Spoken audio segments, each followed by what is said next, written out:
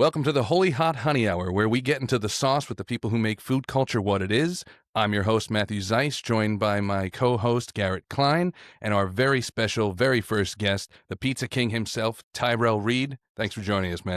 Yes, sir. Tyrell, Thanks for having me. thank you so much for taking some time out of your day to join us. It's really awesome to have you. Stop playing, man. You guys are so official. I appreciate you guys inviting me. Well, now, we've both been on your podcast now and had a great time, so it was only cool it's pretty awesome that you get to be the first guest. Yeah. And what do they say? How the turntables have turned. How the turntables have turned. Something How the like tables that. have now have the turns have tabled. How the turntables have turned. Yeah, so I'm going to jump off with the first question. You built the name as the Pizza King, but before you donned that crown, what was the real this is it moment that made you really fall in love with pizza? The real this is it moment that made me fall in love with pizza. Man, that's tough. So falling in love with pizza, that's it's probably the first time I put a slice of pizza in my damn mouth. Like I love pizza. I love to eat pizza, but falling in love with the pizza business, when I moved to Florida and I got my start here at West Shore Pizza and met Bob Asatoro, I just saw a guy that came from, he was a high school dropout. He built what I considered at that point just a mega empire with pizza. And I'm like, shit, I can do this too. And I just fell in love with just the business, learning the game, getting to know customers, building a team. That was my moment. So I would say 2004, 2005, when I started to get into management. Were you in the food industry before that? No, my first job in food was at Little Caesars in Lansing, Michigan. Nice. I love Little Caesars. Great place of Little Caesars, right? In Michigan. Yeah. I think they're like out of Detroit. Yeah, the Illich family. So being from Detroit and then moving down to Florida, and then you see all these people, they come from New York and they're like, oh, let's try and, regenerate the New York style pizza in whatever town I land in. Did you have any thought or desire to possibly bring the Detroit style that everybody knows down to Florida and maybe use that as your jump off? Or did you only get into it as like the pizza industry, because the Pizza Kings and West Shore Pizza and stuff? Yeah, I really only got in because of West Shore. And to be honest with you, full disclosure, I didn't know shit about Detroit pizza being square pizza until well into my pizza career. I grew up, the place that sold pizza close to my house in Michigan was this little bar called Corey's Bar.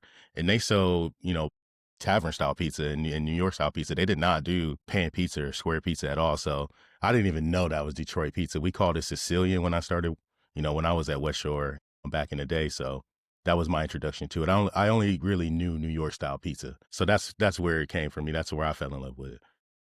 Can I just say on Little Caesars note, we used to have them on Long Island, where Garrett and I are from. And I don't know about you, Garrett. There's still a couple in Nassau, though, right? Actually, there was one in the Kmart that was right down the block from my house, and we used to play hockey at the Kmart, and then we would go in and get the breadstick. Kmart, man, that's exactly where the first Little Caesars I experienced was at Kmart also. But then they had a resurgence, and then they shut down again. I don't know what the hell happened, but they all came back up, and then. Dude, look, where I'm from, Little Caesars is huge. They had it was like if you could have your birthday party at Little Caesars, they had a whole playhouse. It was crazy. It wasn't a pizza place. It was like Chuck E. Cheese on steroids, but it was Little Caesars as a kid. So that was like the end all be all. And then getting a chance to work there, sell hot and readies, learn the game, do prep. I was a prep guy. I washed dishes and did prep and loved to turn my radio on in the back and just have fun. I think that's hot and readies are great. Sorry, Garrett, go ahead. No, I think that's where a lot of us, when I started, I was, washing dishes, delivering pizzas, doing the lowly stuff. And then we just fell in love with the grind, I think, right? I think that's what happened. You just fell in love with the grind. Absolutely. You just were eager to learn more. I'm jealous of that. For me, I feel like a douche. It's kind of reverse though, because you guys are both much bigger in the pizza world. And I started my first job because my mother's old school, don't touch my kitchen kind of thing like that. So I had to get a job in a kitchen just to learn how to cook. Otherwise it was don't touch. So I got a job and I lied and I got a job as a cook in the pizzeria right away. Not making pizzas, but making the dishes. Oh, they're like, oh, can you make food? Oh, of course. Do it. Of course. And I did. But funny story, there's a guest, and I'll probably wind up telling this story in the future. There's a guest we have in the future that an old buddy who I realized, I was like, oh man, that's right, I know this guy, Terry Mueller, who is ninth place on MasterChef, and this dude is 6'9", maybe 7 foot. Like he is the biggest human being you've ever witnessed in person, and he was the guy making pizzas in the front. But then okay, both of you guys probably have experience making heroes. If you were to make a chicken parmesan hero, are you cooking everything on the bread or are you toasting the bread first? What are your preference?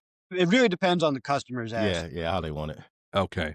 So the guy I worked for, the guy Joe, who owned the pizzeria, he liked it cooked on the bread in there. And then Terry, who's a monster, doesn't want it like that. He wants it toasted so it gets all soggy. The guy Joe comes back. He's like, hey, man, I told you how I wanted the heroes cooked. I'm like, yeah, but Terry's cooking. He's like, so you take that hero out of Terry's hands and you tell him. I'm like, you take it out of Terry's hands. The guy's you the see size of a Terry? dog. Yeah. I'm like, the guy's a monster, dude. I mean, he's the sweetest guy in the world, but he's enormous. I'm not telling him anything. You want to stay? What? I see you want to stay on that guy's good side, you know? Dude. I remember that guy told me one time we used to work out together, and significantly stronger than me, and he's like, it's just about that time. He's like, every couple of years I go to jail. I'm like, what? He's like, yeah, somebody just mouths off. He's like, somebody just mouths off and then, it just rubs me the wrong way. Like a week later, he went to jail because some guy grabbed the girl he was with. He slapped the dude in the face and broke his jaw. I'm like, geez Louise, man. That dude's a walking weapon. That could have been me. Over a chicken parm. Don't do it. It ain't worth it. It's not worth it, man. It's not worth it. Ain't worth it. No. So, all right, next question. So you have the pizza podcast. Now, what made you want to do the podcast? Because obviously you're very encouraging with people and teaching people the ways of the business. Is that kind of what made you want to do the podcast itself? Not really. I didn't even want to do a podcast. I thought I could just, start up a coaching business. I was already working on like lessons and kind of like an email course. I was doing that for a while. And I had a call with Bruce Irving from Smart Pizza Marketing. And he had gone through my email course, and he goes, dude, just record each one of these lessons and make it a podcast. He goes, you'll reach more people. You'll get the lessons out there quicker. I'm like, really? But what's going to happen when I run out I got 21 lessons. I'm going to run out of things to talk about. But that was it. He was like, dude, do this. And then he legit lent me his platform. He goes, just record something and send it to me and I'll just put it out there. And he let me take over his show, for like a 15, 20-minute episode. I gave like a little lesson on team building. And from there, it was like, okay, I can actually do this. And I did it. That's awesome, man. Working with, all these different owners and operators and, management and stuff, what would you say is the biggest hindrance or mistake that an operator might be making that they don't even realize they're making? Listen to what Matt just said. There was two different ways to do chicken parm, and it wasn't properly communicated. Communication is usually the end all be all in any relationship or any organization. The way you communicate, how frequently, who's getting the message matters more than anything. So a lot of times folks just assume people know things because I did it this way, or you've seen how we did it. But everyone communicates differently. And a lot of owners, or not a lot of owners, but just managers in general don't understand that sometimes you got to change the way you communicate to ensure that the message is heard. Yeah. Because a lot of times people don't realize that, your employees, they learn in different ways. Sometimes they need to be shown it 100 times. Sometimes they need to be reinforced through just speaking it to them over and over again. Some, they want hands-on where you're actually working alongside them. So it's a lot of, trying to figure out what makes your individual employee tick as opposed to one blanket method for everybody. Yeah, absolutely. Absolutely. Sorry, go ahead. No, I was going to say, and then on top of communication, I would say just routine in general, just sticking to the routine. I used to be, it's my way kind of guy too. I would have this rule in the shop, like I don't make mistakes. I don't screw shit up. Like I have never made a mistake. If you see me making a mistake, it's not a mistake. It's the way we do it this time. And it's like, but that's the wrong way to do it because no one can learn from a system that isn't really a system. I'm going to say that to my kids though. The next time they're like, but you did it that way, like, because it's the right way this time. That's the way we do it this time. I have a question that bounces off the both of you because now Garrett having an independent pizzeria, and now you are and Tyrell, you're mostly from a chain history, yeah? So when I was with Garrett, when he taught me how to make pizza, the thing that came up, which really kind of it all made sense, is that he's like, oh, we all make pizza here kind of different, and certain people like pizzas made a certain way. So they'll, when they ask, they'll be, oh, is blah, blah, blah on tonight? Can they make my pie? So now with an independent pizzeria, I can see that working easier than at a chain where consistency is probably more key than at an independent spot. I don't know what you guys think of that. So I don't want to cut you off because you've lived that whole process. I think when you're dealing with like corporation, big like chains and stuff, they have an exact recipe for everything. So the measurements on the sauce, the cheese, the pepperoni toppings. Like if you want, if, for example, I think it's either Domino's or Pizza Hut. They count 32 pieces of pepperoni on their large pie, and every pie has 32 pieces, and that's it, or whatever the number is. But the pizza maker knows at 32 I stop. But sometimes we get 40 pieces on a pepperoni pie. Sometimes because you have to spread out the pieces a little bit more. There's not as much. It's not as easy. I it's not because we don't have portion sizes complete. Sometimes people have a bigger hand, a heavier hand, so they use a little more cheese or a little more sauce. But when you deal with like Papa John's, they say, you know, it's X amount, and it's either already weighed out for the person, or they have to weigh it out and then put it on the pie. I think that's a big part of it too. But yeah, I'm curious. At Vincenzo's, it depends on the maker, yeah? Well, I mean, we have like a set portion of sauce. We try and put like 8 ounces or 9 ounces of sauce on the pie, maybe a little bit more, but around 9 ounces. The cheese is the hardest part because, like, I have to tell my old school guys, slow down on the cheese. It's not as cheap as it used to be, and also, like, we got to spread this out more. Like, slow down on the cheese because I know, a bin of cheese will get me, about 25 pies, 30 pies, depending on the maker. And if I see, after 15, 20 pies, we got to switch out the bin, then I know, like, you need to slow down on that cheese, my friend, because we got to, we're supposed to be getting X out of this bin, and we only got Y. So now we're, throwing money away. And what are your feelings, Tyrell, on it? I I think you kind of have to do it both ways because, I think customers want that custom experience, right? Well, it's pizza. You have it your way. You want it the way that I want my pizza the way I like it. I like light sauce, a little light, a little bit heavier on the cheese, maybe light on the toppings. And customers will tell you what they want. But the reason we put those systems as a place is so we put those systems in places so that we have a way to make some money doing this too, and an easier way to train. When you're one location, a couple locations, is you have more control. You're there, you can see it, you can do it. But when I have a place that I'm not going to see for 8 weeks, I need to ensure that we're still going to follow these systems, and we just put those things in place as a guideline and as a way to teach and coach and train. But it is hard. It's just as hard because no one wants to do that either. They want to. It's pizza. It's art. It's creative. They want to just freehand it. They want to make it look good, and I'm all for that. As long as they keep the cheese in line, the rest of the toppings don't matter that much to me. Yeah. Keep the cheese in line. That's a Yeah. rule I'll break every day. Never keep the cheese in line. Give me no. Power up your pizza, boost your chicken, upgrade your charcuterie board. Fresh chilies and real honey combined for ultimate flavor mode. One taste and boom, you're in the sweet spot. Holy hot honey, divinely sweet, sinfully spicy. People don't really understand. Like, the cheese is the biggest expense on the pie. Yeah.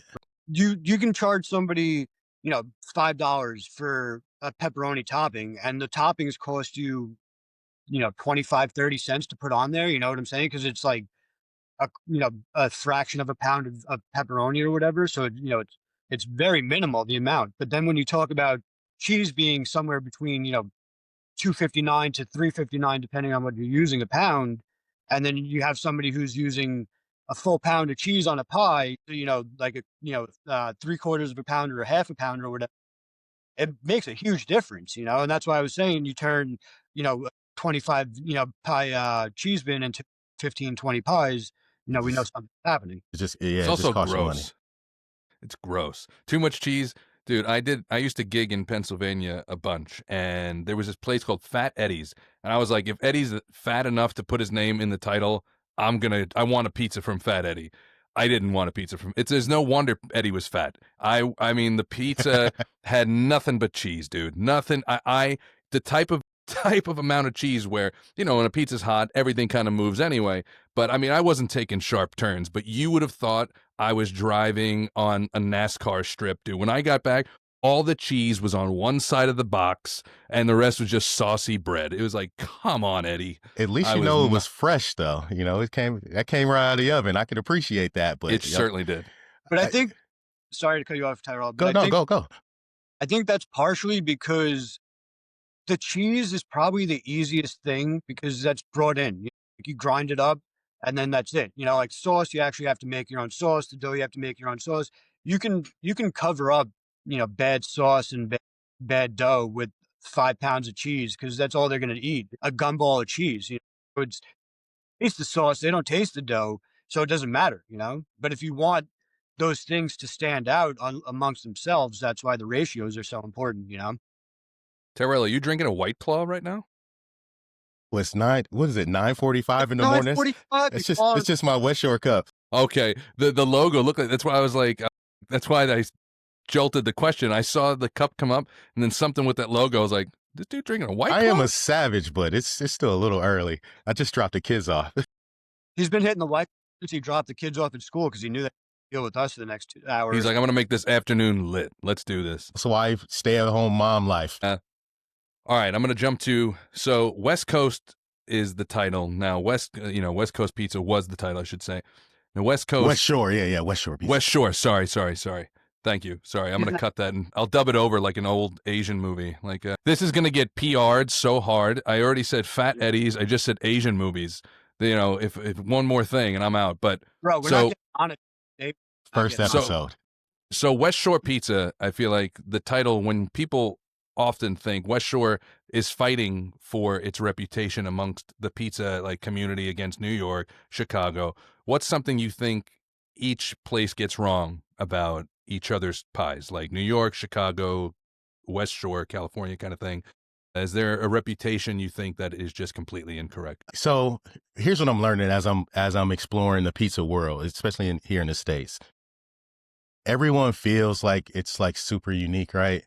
But then you learn at the end of the day that we're all using Stanislaus tomatoes and we're all using grande cheese and we're all, it's so everything we do is so similar. We're actually all more alike than we are different. And what makes us unique is how we interact with our team, how we interact with our customers, how we present our product.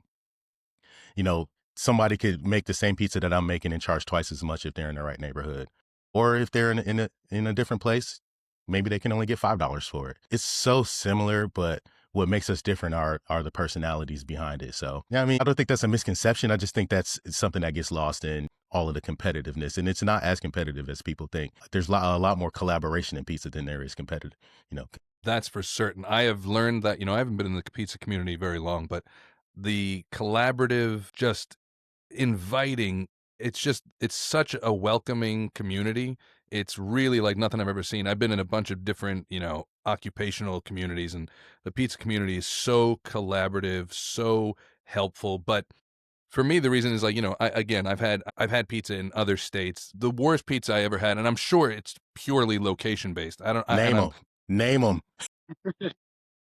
Luckily, I don't remember, but it was in Maryland. It was in Maryland. I went to visit a buddy who's from Long Island, so I would have trusted his opinion on pizza. I don't anymore because he's like, "Oh, let's go here, man. Their slices are great." I was like, "This is awful." It doesn't take much to make sauce flavorful, but again, so I guess then, because again, New York, Chicago, California, I know you're in Florida, but I would guess that reputation goes to location more than it does actual an individual location rather than a state.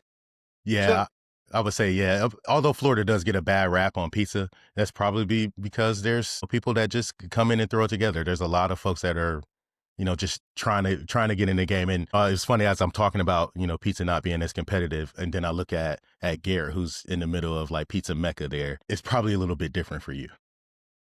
A little bit, yeah. We still have to do everything that you said, as far as, making sure that my staff, always happy and polite and friendly and inviting. Certain things that we may not be able to get away with are able to get away with at other pizzerias. Like we have an Umberto's right down the block. A lot of the people are like, "Oh, they're rude and dismissive when I go in there."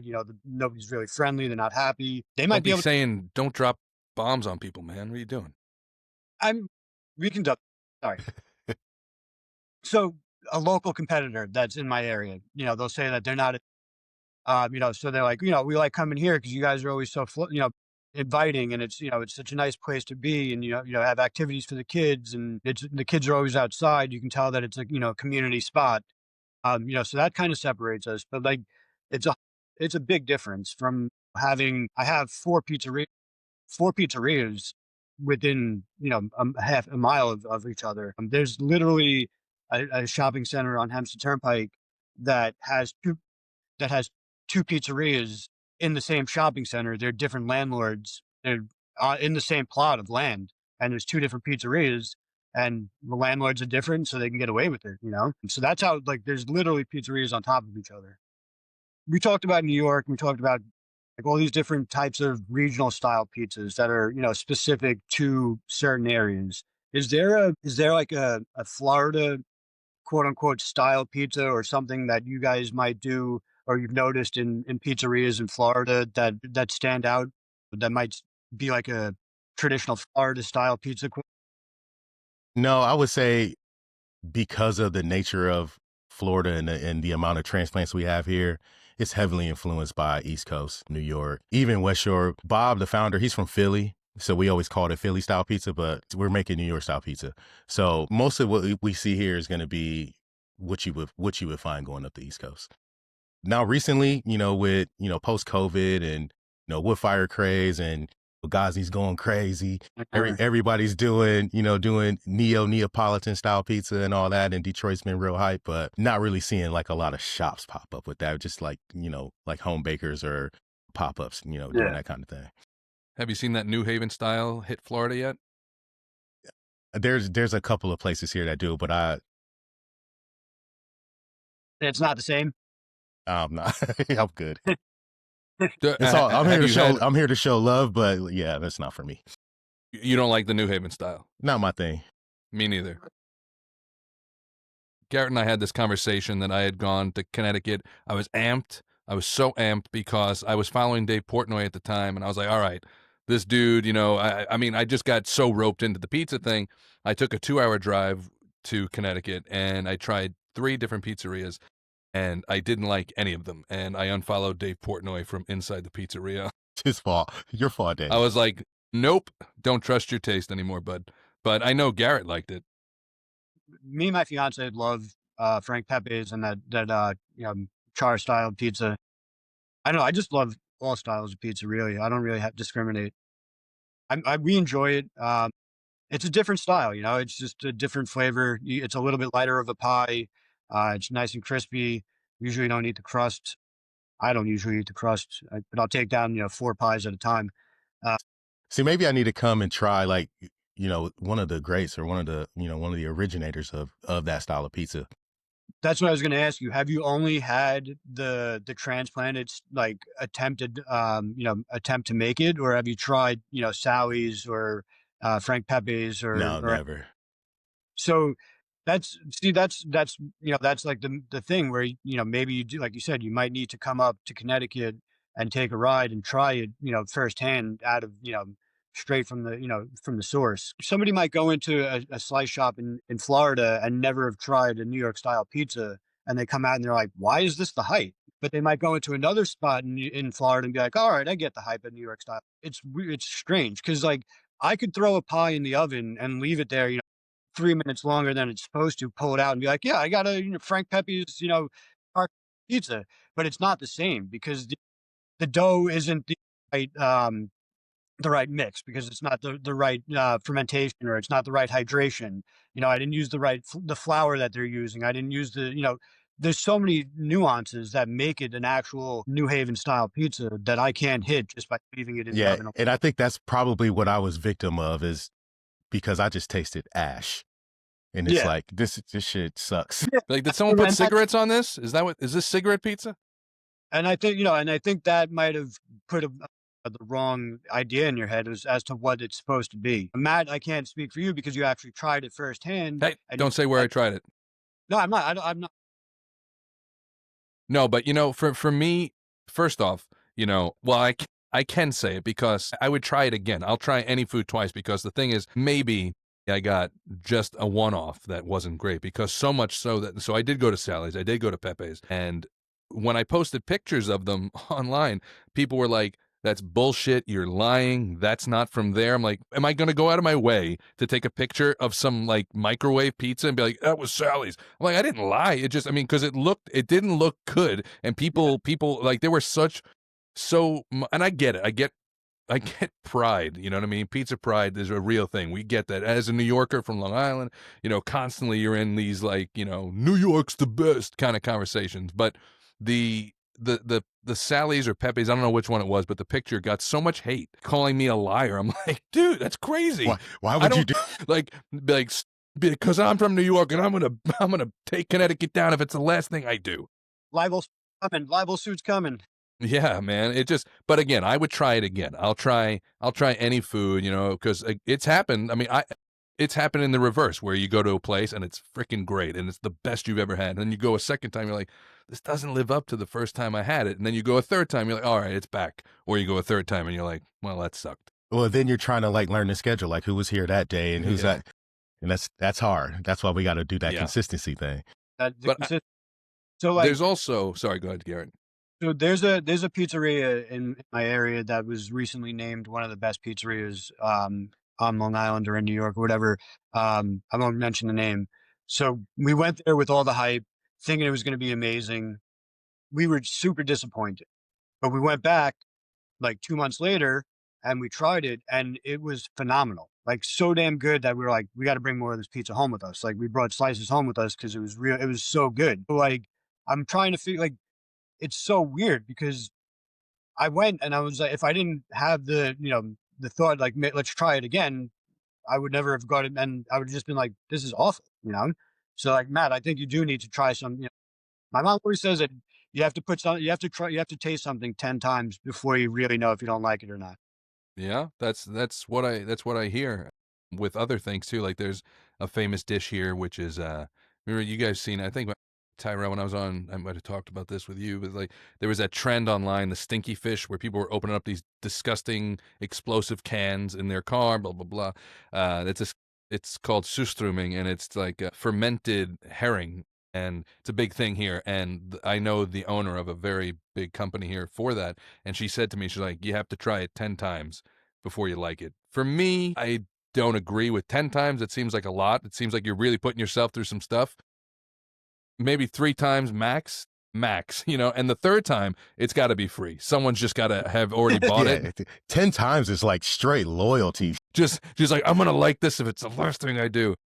What definition of insanity? Doing the same thing over and over and again, expecting different results? Yeah, that's exactly it. So apparently through research, Tyrell, you are known for non-traditional toppings on pizza. Through research of you, that's the word that comes up. Is there the wildest combo that actually worked? Is that true, as a matter of fact? So yeah, when I was really first getting going on Instagram and making pies, I was like just taking comments and just throwing shit on the pizza just to make a video. Some of them actually made it to the menu. We kind of ran a secret menu. Trying to think which one would have been the craziest. Which one was it? My boy Mikey sent me one. It was called the Dank from Under the Fish Tank. And it had like barbecue chicken and ricotta and some other shit on there. It was wild. But that's the most unappealing pizza name I've if that was on the secret menu, I'd be like, keep the secret. I don't want that. Yeah, just done some wild stuff. Cinco, I did a taco. Like we just put like straight tacos on top of a cheese pizza, cooked those up. Peanut butter and jelly is one of my favorites. Really? Yeah. That one's actually pretty fucking But dope. on a peanut butter and jelly pizza, is it there traditional toppings within there too, or is it purely peanut butter and jelly? We kind of because we were doing it every week, we had to set some criteria. We had to have a sauce and we had to have a cheese, and it had to be on, on dough. So we did like, peanut butter as a sauce, cream cheese, and I actually did peanut butter chips, like chocolate chips, but they were peanut butter chips and jelly. It was actually pretty dope. That But sounds delightful. it was fun. Yeah, I'll definitely. send y'all some pictures of it. I have to scroll through and find it, but I'll send it to you. You ever see that? You ever see that show? It's with Mark from Localities and Scott Wiener. Yeah. Is it dough or what is it dough or is it dough? Something like that. Basically, the two of them find the most random pizzas. They sit and eat them, and then they judge whether it's actually a pizza. You can consider it a pizza slice or not. And they just try the most ridiculously random things. It's a good show. If you haven't seen it, you can check it out on YouTube. It's a good watch. I have to check that out. Yeah, we love to do that kind of stuff. We just a way to have fun in the shop. We never, even the ones that made it to the menu never really sold like crazy, but it was just fun to do. That's how you find something great. You find something great by trying things out. If you don't experiment, you might not find something great. So I feel like a peanut butter and jelly pizza is not something typically that one would, bring to mind, but it doesn't sound bad because peanut butter and jelly is fantastic. But, the math doesn't always work. So what I was going to say was pizza's fantastic, peanut butter and jelly is fantastic. Why not put them together? That doesn't always work. My cousin did that. He went to college and he was doing meal prep. Every Monday he would prep a week's worth of tuna for lunch, a week's worth of oatmeal for breakfast, and a week's worth of spaghetti for dinner. And then at the end of the week, he had a bunch of leftovers. He's like, I'm just going to put it together. He's like, oatmeal, good. Spaghetti, good. Tuna, good. He put it all together, not good. Not good. It sounds like a problem for a few days. Born from fire and sweetness, forged in flavor, fresh chilies, raw honey, real warmth. Aged to perfection, balanced by nature.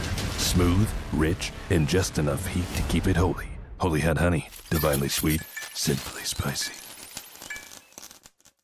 I'm bouncing off off of what Matt just said. One of the questions that I had for you is, what is the strangest order that you looked at the ticket and you're like, there's no way this combination of toppings is going to be edible. Like, I don't know what this person's thinking, but let's do it anyway. Let's do it. Oh my, yeah, I have to scroll and find it, but this guy literally ordered everything. I mean, and you get people like, oh, just give me the whole, no, but when they get online and they can click the buttons and do whatever they want, it gets wild. And guy wants like, 4 times cheese, 4 times sauce, every single topping in the building. And it's like, I don't know if this is actually going to cook. And if we cut it, what's going to happen? But yeah, it's going to all over the place. It's going to be a disaster. It's just a mess. And sometimes you try to, you want to save people from themselves, but once they pay for it, and it's like, all I'm caring about is I see it on the line. I'm like, yeah, somebody go tell me, how much did this guy pay for this pizza? It was like $60. That whereas people have built like they'll order a slice and then they'll add toppings and it's like $15 worth of toppings on this one little crazy. You should have got a pizza. What are we gonna do? They're like, double this, double that, extra cheese, put this, put that, and you're like, how are you eating this without a fork and knife? Like, you might as well. It is a fork and knife. But you know what? When they pay for it, I give it to them. Exactly. We give them what they want, especially when they order online. That's my out. You did that, not me. Yeah. One of my guys always says it. He says it all the time. He's like, put it on the tablet. He's like, they will pay for it. They don't pay attention to the price. They just hit the button over and over and over again. He's like, they're like, this sounds good, click. This sounds good, click. And then they just pay with their card. Usually the card's already in there and they just check out and they don't even pay attention. Dude, we just did it. We did the Philly cheesesteak wrapped in the pizza, the Philly pizza burrito. And we were just like screwing around. Like, oh, let's just make it. And I'm making content. I'm just making videos. And Jay's like, well, let's just throw it on Uber and see what happens. And we like, what are we going to charge? I don't know. Put it up there for like $35. No one's going to do it. Bullshit. They call it. There they go. They start ordering and we're like, oh, okay, how do we make it again? But they really did. One time I had to tell a guy no, though. He ordered a chicken parm sub and he's like, oh, I see you got Jamaican jerk. You think you put jerk sauce on that? And I'm like, dude, I'm not doing that. Like I'll give you a side of our jerk sauce and I'll give you your chicken parm and you can do that to your own sandwich, but I'm not going to do that because you're just going to ruin it and you're going to hate me. Yeah, and That's you smart though. It's get smart to have limitations because you also know what your product represents. And if the word gets out based on their custom order that it wasn't good, that reflects on you, not the customer Hmm. typically. absolutely. Tattoo artists like that a lot too. They're very picky on what they're Yeah, yeah. gonna tattoo and where they're gonna tattoo it because they know that their reputation is stoked to that one piece. You know, somebody sees it, they don't know how the healing process went. They don't know what you did to it. You might have scratched the whole entire time, ripped off every scab, you know. And the person that they're showing it to doesn't know that. They just see a clunky piece of art on somebody's arm and they're like, I'll never go to that guy. Yeah. And your Now, reputation matters. it does. So this is just something I thought of because Tyrell, you're so in with like, first off, you seem like such a calm demeanor. Like you seem like just totally calm. It'd be hilarious though if the cameras were off and you were absolutely just the most high tempered dude. But like Total you tyrant. seem pizza king for a reason. Bow. No, but so, but because you seem so, Just yeah, it's a pizza and a crown. But That's right. so, in like the symbol, you because I you love that. have such a calm demeanor and being in a chain business, how did you have a way or certain thing to deal with bad customers? Because now me being in the food service industry, I had worked in it for about 10, 12 years, and I have my own way that I'll reflect on later. But I'm very curious about you specifically. Typically, I'm not gonna argue. I'm not arguing with anybody over a pizza, right? Like it ain't that deep. I'll just give you a pizza. Most people are pissed off or they're angry, and all they really want is dinner. So like, if I can just solve it and move on and get on to the next ticket to the next customer, I'm gonna give it to you. But if you're being an ass, yeah, then okay, the Hulk comes out and it's Yeah, like, yeah. dude, because I take a lot of pride in this. This is our business. This is how we feed our family, and not just my family. All of us are here and a part of this. I had a guy once that was in the shop and he called me on the phone and he was pissed off. You reheated this pizza. It's the worst pizza I ever had in my life. I'm like, dude, we don't do that. We're like, how would we do that? And we don't reheat pizza. Like your pizza's fresh. If you don't like it, that's fine. We'll give you your money back. And he came in and he's like standing in the lobby, he's yelling. The girl's on the phone. He's yelling, "Don't order here. These guys sell terrible pizza." And he's got this other guy with him, and he tell this guy, "I'll give you $20 not to order from here." And I was ready to kick that dude's Wow. ass. They're like, yeah, okay, Yeah. now we're gonna fight. So let's go outside. And then he like called the cops. So it was he actually That's complained, crazy. like sent like a report or reported me to the Better Business Bureau, all this shit. But I Did don't it know. go through? Oh yeah, yeah. No, they seriously had to I had to, respond to the claim or whatever Wow. and all that bullshit. But whatever. I hope he had a good time cleaning that fucking pizza out of his mailbox because we Yeah. stuffed it. Yeah. yeah. I'm old school, man. Like we used to chase our bad checks. I'll tip your trailer over if you write me a bad check. Like it was rough out here back in the I'm day. all for it though, man. I'm all for that And type of. sorry to cut you off, Matt. Because I was gonna follow up with that though, but like in addition to that, but like you also are clearly you have staff. Now, if you see someone on your staff being, I've seen it a million times as a customer in service, etc. Though, where a staff member's just being, berated by some, nasty customer. Like, how do you deal with that? Yeah. So I, always protect the staff. Yeah, Yes, you agreed. can do or say whatever you want to me, but these are kids, like, and especially up front, these are teenage girls. Like, this girl don't know anything about your order, dude. She just did what you said.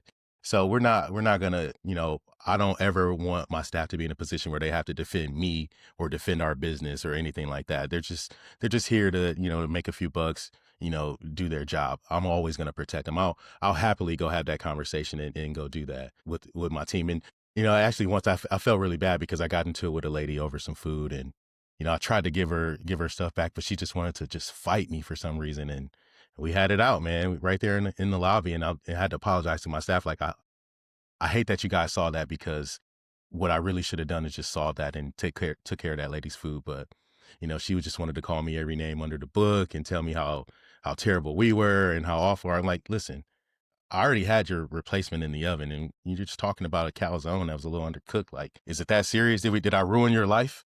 yeah, Yeah, yeah. I have that conversation, which actually is kind of going to be my next question, which had you stole my thunder, motherfucker. Sorry, dude. But I actually I had this encounter yesterday, a couple days ago. Customer calls back. We missed up, picked up his panini sandwich, whatever. We didn't add broccoli rabe to it like he wanted. He calls back, flipping out, drunk, clearly drunk, stumbling all over his words, can't get out a coherent sentence. And I'm like, all right, I'll give you your money back. No problem. Like, it's not that big of a deal. Like, I'll make you a new sandwich. He starts cursing me out, threatening to fight me, telling me he's going to come down here to fight me, to fight my manager, to fight everybody, going crazy. Right. Like, and I'm just like, what is this? It can't be this deep. Like, you can't be this upset over a sandwich. I'm sorry. I didn't do it on purpose. It was a miscommunication Who hurt when you? in the order was Yeah. probably because you're drunk and you can't even say what you want to say now. So I'm guessing you couldn't say what you wanted to say when you were placing the order. We have all of my phone staff repeat the order back every time. I tell them, repeat the order back to them. It takes an extra 5 seconds. Repeat it back. And then this way we are as close to being exonerated from any wrong mistakes as possible. Because unfortunately, when you're reading back an order to somebody, they're usually not paying attention. They're just like, yep, yep, yep, yeah, yeah, yeah, yeah, yep, yep, okay, no problem. Yeah, that sounds good. Yep, that's everything. And then they hang up. They're not paying attention to what you're actually saying. But us repeating it allows us to know that like we wrote it down right. And if they say yeah, then it's like, well, we repeated it back to you and you said yes. So like there's still some miscommunication. So my question to you is like, have you ever had a customer where you've seen one of your employees absolutely flip out? And like you obviously have to, make it seem like, you can't do this to a customer, but afterwards you're like, that was totally warranted. But try and go about it a different way in the future.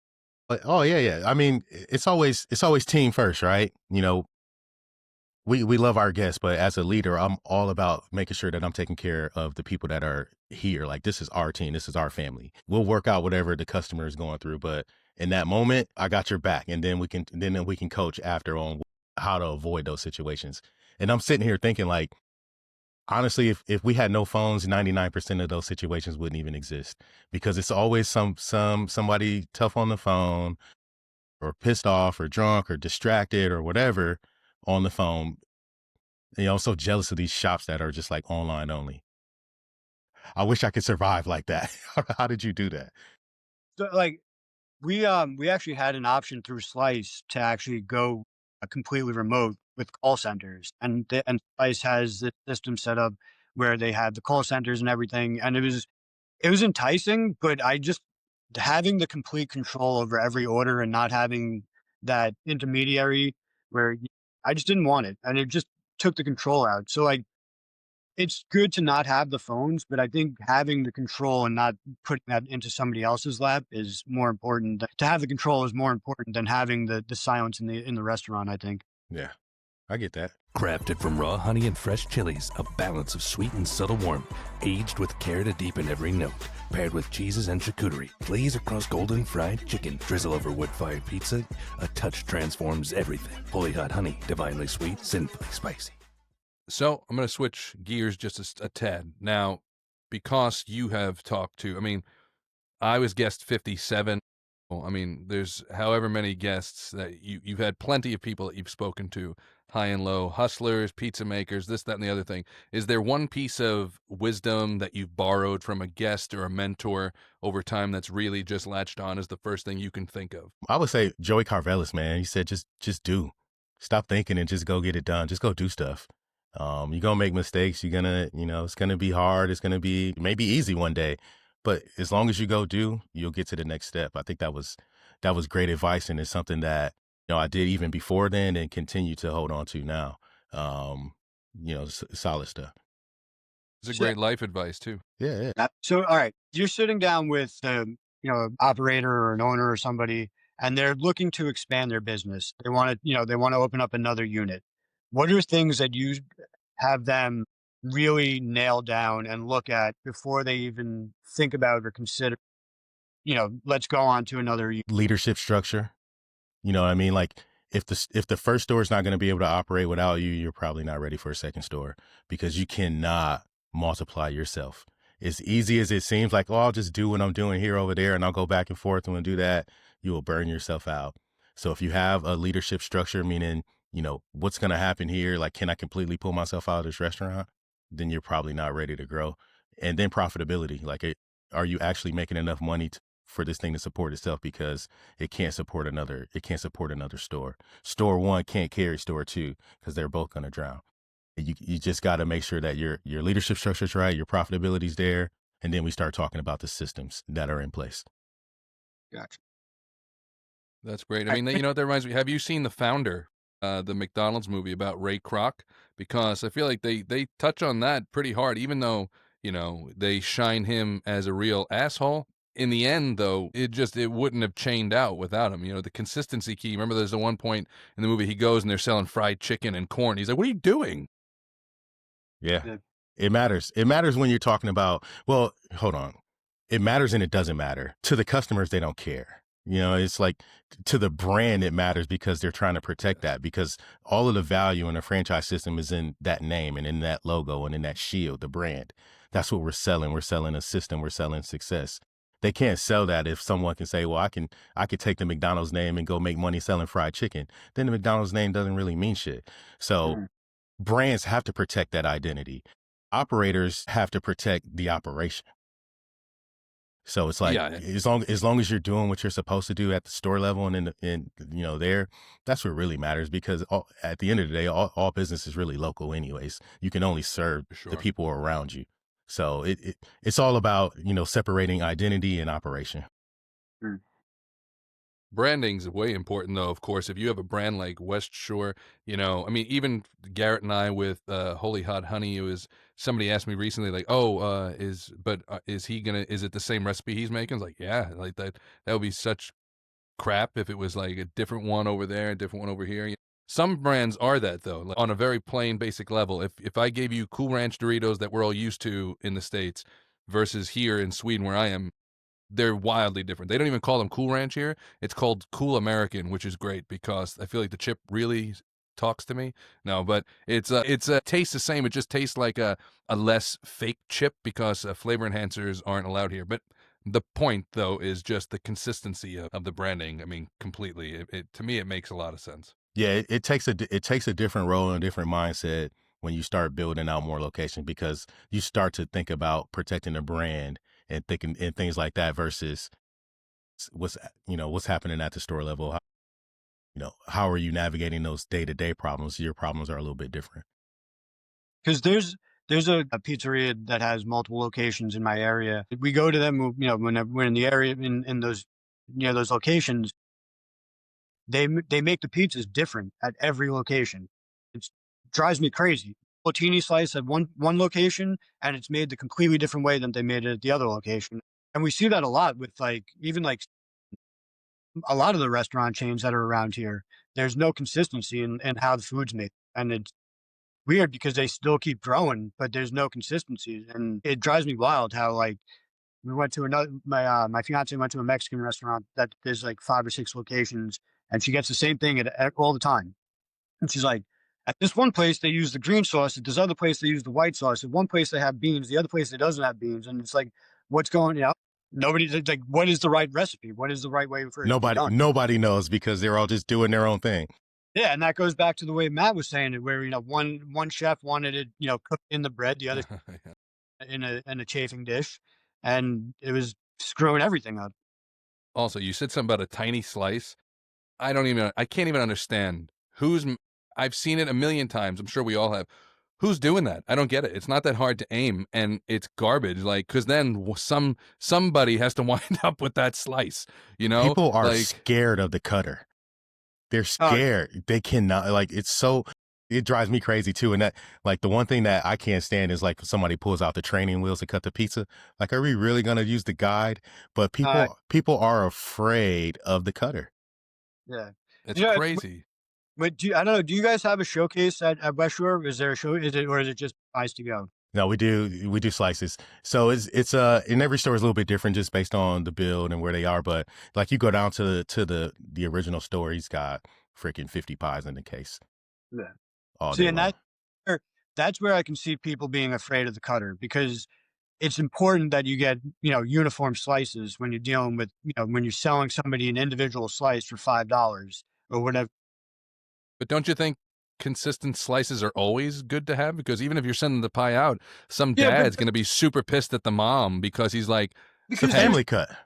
Yeah. It's the family cut's always a different thing because there's always a kid like, "Oh, I'll just take the small slice," or the like, "Oh, I'll just take that small slice and you guys have the bigger slice because I already," like this the family cut's different. But like we've had people that are like they'll look at a pie and they'll be like, "No, I want that slice to the left because it's a little bit bigger," and they think that they're getting.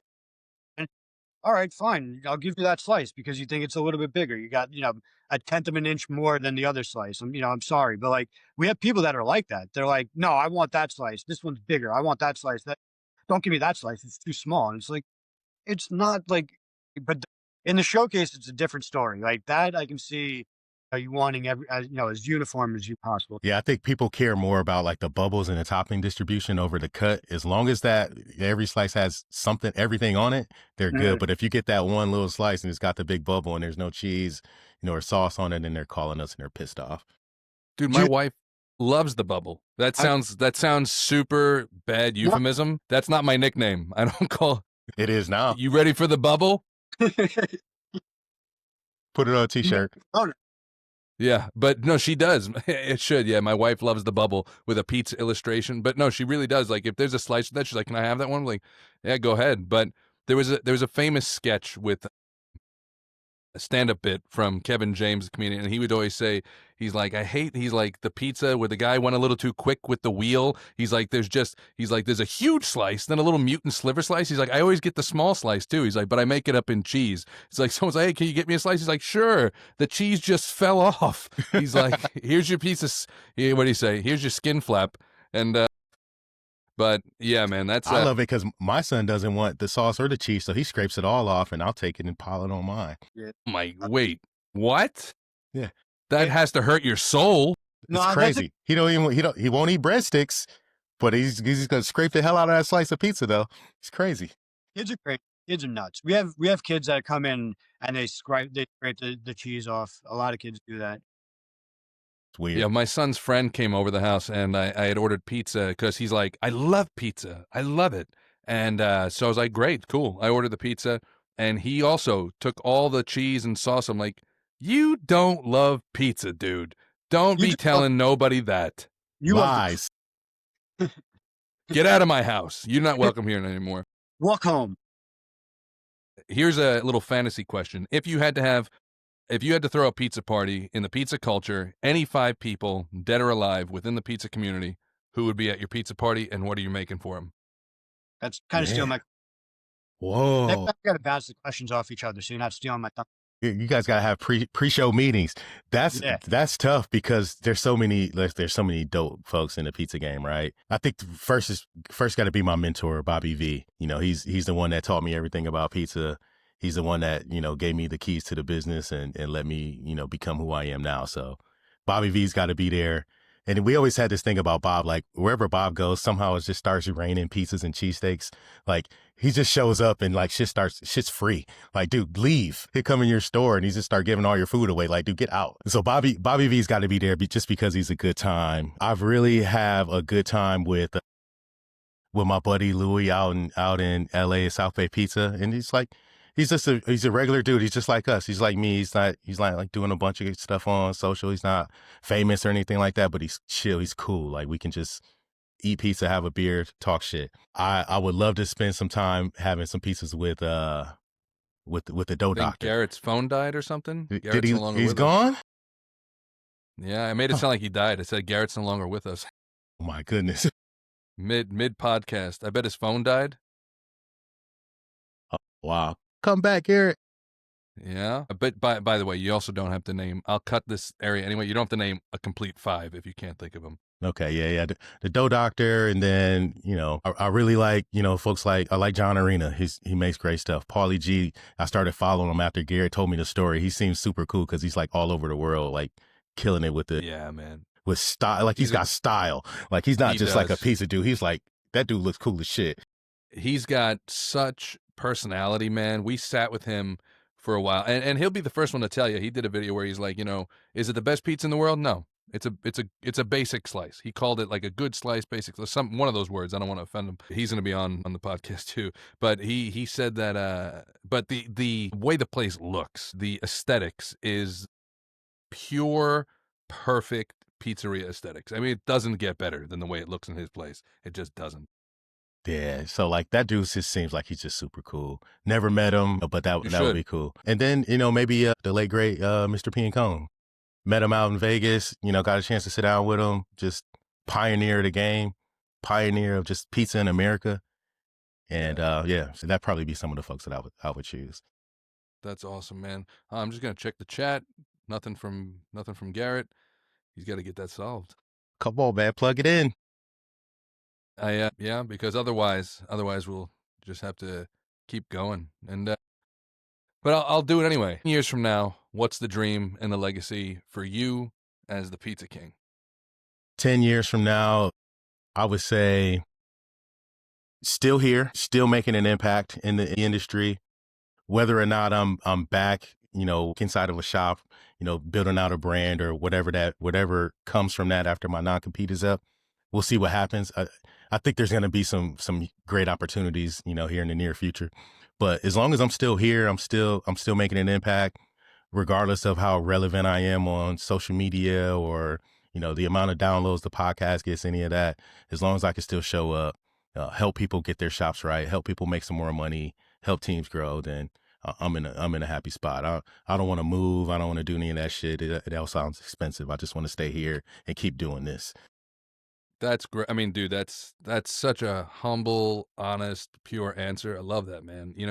When I was on Erica, a story about pizza, when I was on her podcast and you came up, and it was just like, both of us, like, you're one of the nicest dudes like you could possibly talk to. I like how you shake your head. You're like, yeah, no, I am. No. I was gonna say I like Erica too. She's super cool. And she's so here. Sweet. Like she's right here close to me. Have you met her?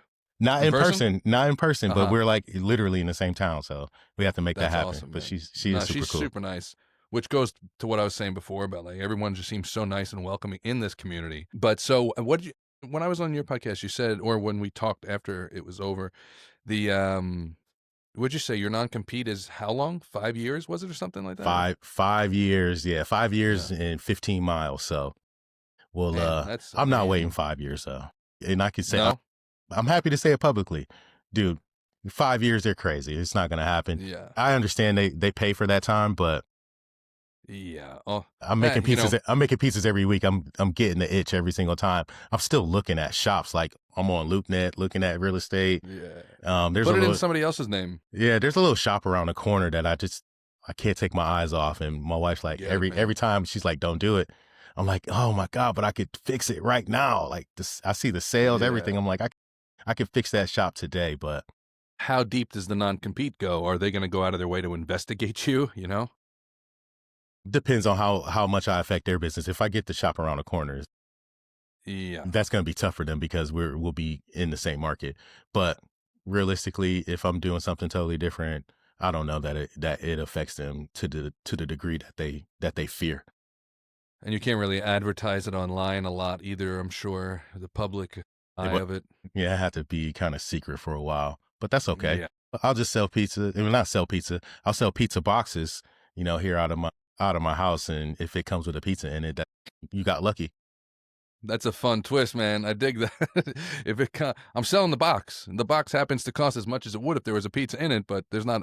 You got to sell a few purposely without pizzas, but then those people are gonna be pretty pissed off. Yeah. But if they got really deep with the non-compete, though, I'm like looking at the language, like, are you like this is literally targeted at me because it was can't own, you can't consult, you can't manage, you can't do anything in a pizzeria. So yeah, I remember you saying that, but what didn't you say you talked them down too, right? Like they were. At first it was 5 years and 30 miles, so they cut the miles in half to 15. They were pretty firm on the 5 years, but so the franchise agreement also comes with a non-compete at the termination of the agreement. So that one's 18 months. I'm honestly more worried about not breaching that contract versus the other one. So I'll wait the 18 months and then we'll see what happens. I think I just got a message from Garrett. Yeah, he wrote, fuck. Yes, agreed. That's how that happens. Yeah, man. But, because I can't imagine him coming back right now, we'll have to end this on a technical difficulty anyway. We're at an hour and 2 minutes anyway, so we got that all in. Dude, I really appreciate you being here. Really do. So that's a wrap on this episode of the Holy Hot Honey Hour. Big thanks to Tyrell Reed bringing the flavor. And if you liked what you heard, toss us a like, follow, share, whatever it is. I'm your host, Matthew Zeiss, and Garrett Klein, who is no longer here, but he will be next time. Thank you, guys. Talk to you soon. Have a good slice. Peace. All right.